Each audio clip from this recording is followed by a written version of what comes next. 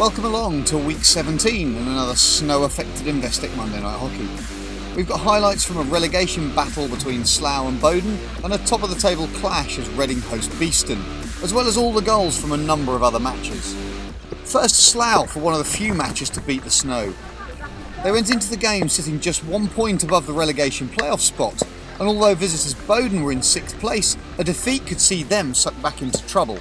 Let's join Charlie Broom for the best of the action.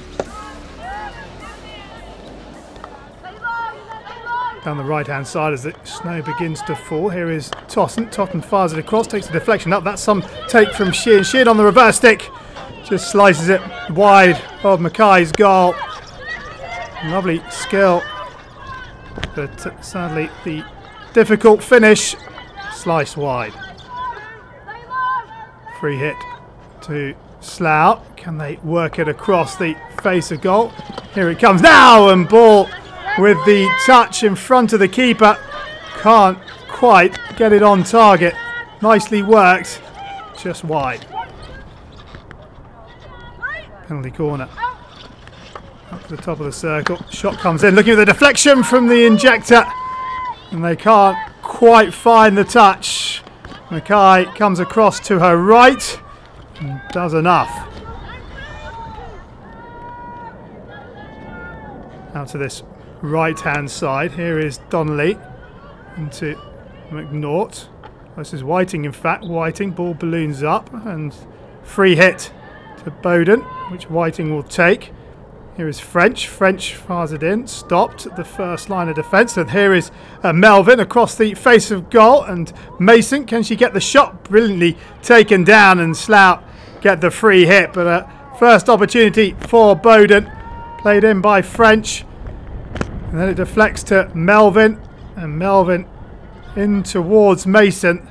Mason tries to get the shot away, but Slough equal to that one. Oh, that's a poor aerial ball out of defence from Bowdon, and a chance perhaps for Slough to apply some pressure. But the skipper trying to take it out of harm's way, but Slough have won it back now. Can they get the ball across the circle?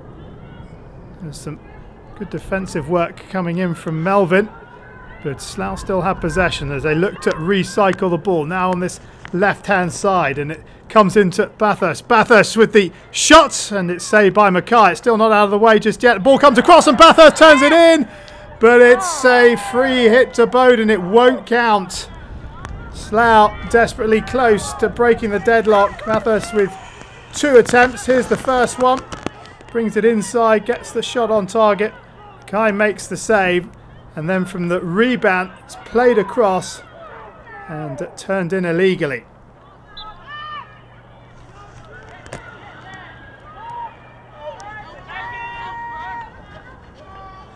Bowdon trying to work it into the Slough circle if they can, but Slough win the free hit. Bowdon struggled to make inroads into that Slough circle still. And the clearance won't be needed because that is the final whistle. And these two played out a goalless draw back in September. And here in March it is also goalless. Slough 0, Bowdon 0, the final score.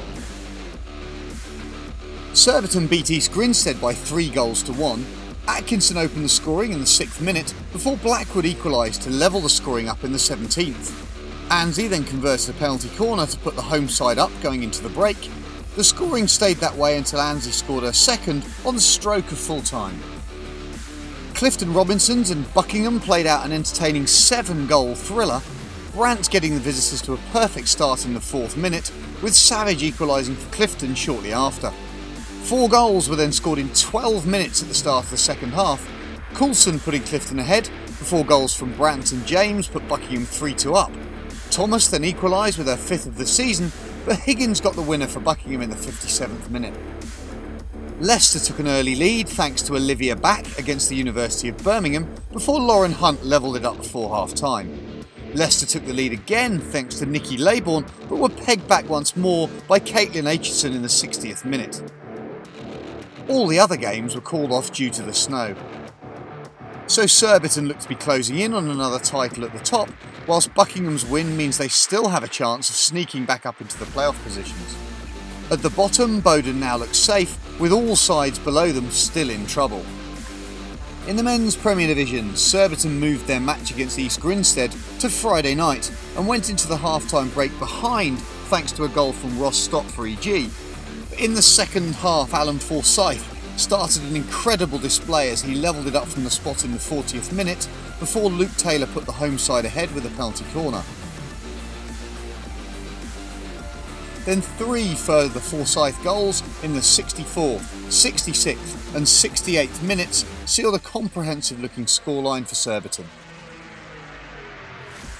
Hampstead and Westminster beat Beeston by 3 goals to 2, the home side getting into an early 2-goal lead thanks to Guys Brown and Calman.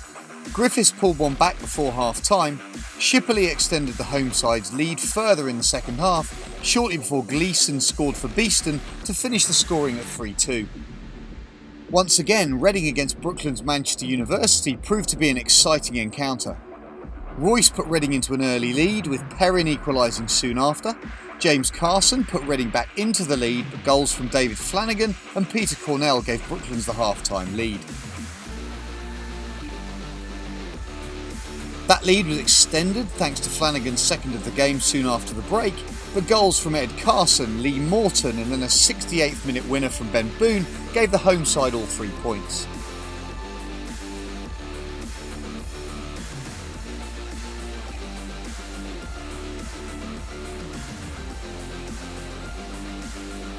The only other game to beat the snow was again at Reading after an army of volunteers cleared the snow to mean their match against Beeston could go ahead.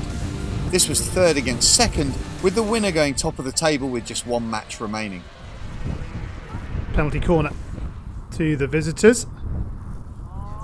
It goes to Martin with the drag flick, and is that off the body or the stick? It's off the body, and it is a penalty stroke to Beeston. Let's have a look from behind the goal. It's Stuart Lockery who's on the post, and it comes off his right foot. Right decision. So a penalty stroke, and it's not the best from Griffiths, but it's enough to beat Tommy Alexander. And 24 minutes in, Beeston break the deadlock. Reading 0, Beeston 1. He doesn't get hold of this. It's straight down the middle almost, but it's enough to beat Alexander, and that's all that counts. Ball forward by Marshall and cut out on the edge of the circle. Nice defensive work on the edge of the circle, and it's played forward to Park. Park's lost out, has he? Yes, he has. He's been under pressure. An opportunity here to double the lead. Oh, and Sharp on the far post. Can't turn in the cross from Andrew. And it's Nick Park under pressure from Richard Lawrence, who wins possession back. Lovely pass from Andrew. And with a goal at his mercy, he couldn't get the touch. Beeston trying to find a way out, and is that lifted into the leg? Well, it's a free hit and it's taken quickly, and an opportunity here, and Morton doesn't get hold of it. He took the free hit quickly after the ball had hit Boone on the knee, but just here he doesn't get hold of the flick shot. Free hit to Beeston. Here is Proctor. Proctor, ball got in. There's an opportunity here perhaps, and the slap shot into the roof of the nets. And it's Reading 0, Beeston 2. Marius Gemmell with his 7th goal of the season doubles Beeston's advantage. 3 minutes into the second half. The ball fired across from Proctor. Half a touch on the top of the circle, but good reach and a fine finish in the end. Free hit to Reading. Here is Francis. Francis down to the line. An opportunity here perhaps. Beeston has stopped playing, and then the whistle blows and the goal won't count for Carson. Let's have another look. The ball played to the goal line. Carson gets it back here.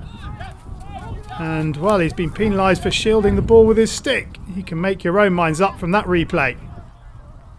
Sideline ball played forward by Reading. And an opportunity down this right-hand channel. Good run to the baseline. Ball back across. And it's juggled clear by Gemmell, but Reading win it back. Shot comes in, and it's lifted off the keeper. Penalty corner given. Fine third save by Hudjuan in goal. As the ball is kept alive here, Gemmell juggles it clear, and the shot comes in here. There's the first save. In fact, it's a second save, although the whistle had gone. Good work from Hudjuan.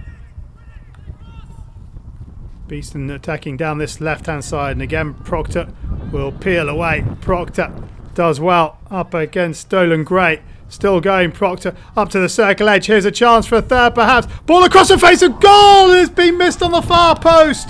Not for the first time in this one. Beeston have had a chance to score a goal in an open goal and failed to find the touch. This time it's Lawrence.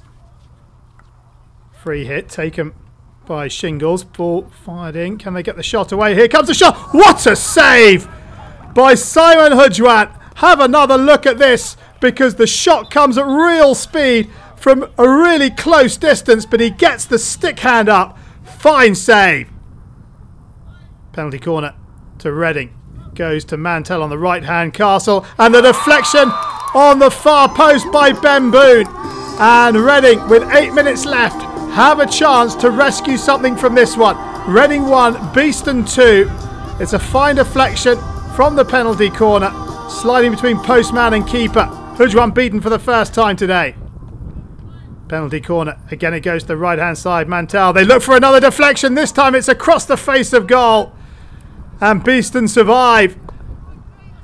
Well, better defended by the postman, and they couldn't deflect it on target.